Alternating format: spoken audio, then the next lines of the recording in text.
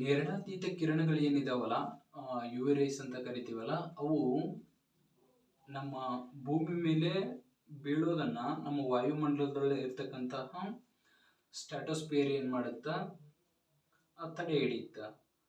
ಸ್ಟ್ರಾಟೋಸ್ಫಿಯರು ಈ ಏನು U V rice ಇದಾವಲ್ಲ, ಎಲ್ಲ ಯು ವಿ ರೈಸ್ ಅನ್ನ ತಡೆ ಹಿಡಿಯಂಗಿಲ್ಲ. ಅದು ಒಂದು ತಿಳ್ಕೊಬೇಕಾಗಿರ್ತಕ್ಕಂಥ. ಅಂದ್ರೆ ಯು ವಿ ರೈಸ್ ಅಲ್ಲಿ 3 ಪ್ರಕಾರಗಳು ಕಂಡು ಬರ್ತವೆ, ಅಂದ್ರೆ 3 ವಿಧಗಳು ಕಂಡು ಬರ್ತವೆ. U V rays A B C ಅಂತ.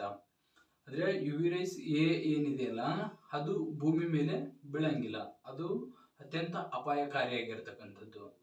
ಹಾಗಾಗಿ ಅದು ಭೂಮಿ ಮೇಲೆ ಬೀಳಂಗಿಲ್ಲ. ಇನ್ನು ಏನು U V rays B and C ಏನೈತಿಲ್ಲ, ಬಿ 50-50% ಬೀಳುತ್ತ. ಅಂದ್ರೆ 50% ಬೀಳುತ್ತ, 50% ಬೀಳಂಗಿಲ್ಲ. ಏನು ಯು ವಿ ರೈಸ್ ಸಿ ಏನೈತಲ್ಲ, ಅದು ಭೂಮಿ ಮೇಲೆ ಯಾವಾಗಲೂ ಬೀಳ್ತಕ್ಕಂಥದ್ದು. ಹಾಗಾದ್ರೆ ನಮ್ಮ ದೇಹದಲ್ಲಿ ವಿಟಮಿನ್ ಡಿ ಉತ್ಪಾದನೆಯಾಗಲು ಸಹಾಯ ಮಾಡುವಂತಹ ಯು ವಿ ರೈಸ್ ಯಾವುದು ಅಂತ ಕೇಳ್ತಾರೆ ಕ್ವಶನ್. ಅದಕ್ಕೆ ಬಂದ್ಬಿಟ್ಟು ಯು ವಿ ರೈಸ್ ಬಿ ಅಂತಕ್ಕಂಥದ್ದು. ಓಕೆನಾ? ಅವುಗಳಲ್ಲಿ ಅತ್ಯಂತ ಅಪಾಯಕಾರಿಯಾಗಿದ್ದು ಯು ವಿ ರೈಸ್ ಎ ಅಂತ ಹೇಳಿದ್ವಿ.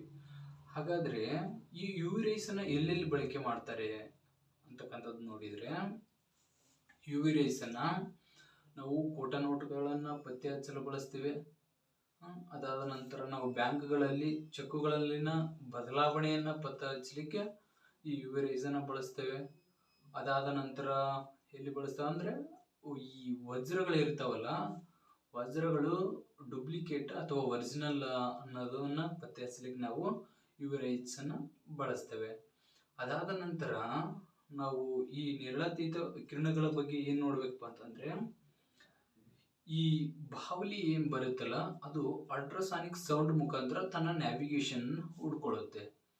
ಹಾಗಾದ್ರೆ ಈ ಜೇನುಹುಳ, ಪತಂಗ, ರೇಷ್ಮೆ ಹುಳು ಮತ್ತೆ ಇನ್ನಿತರ ಕೀಟಗಳು ಈ ಯು ವಿ ರೈಸ್ ಅನ್ನ ನ್ಯಾವಿಗೇಷನ್ ಆಗಿ ಬಳಕೆಯನ್ನ ಮಾಡ್ಕೊಳ್ತವೆ.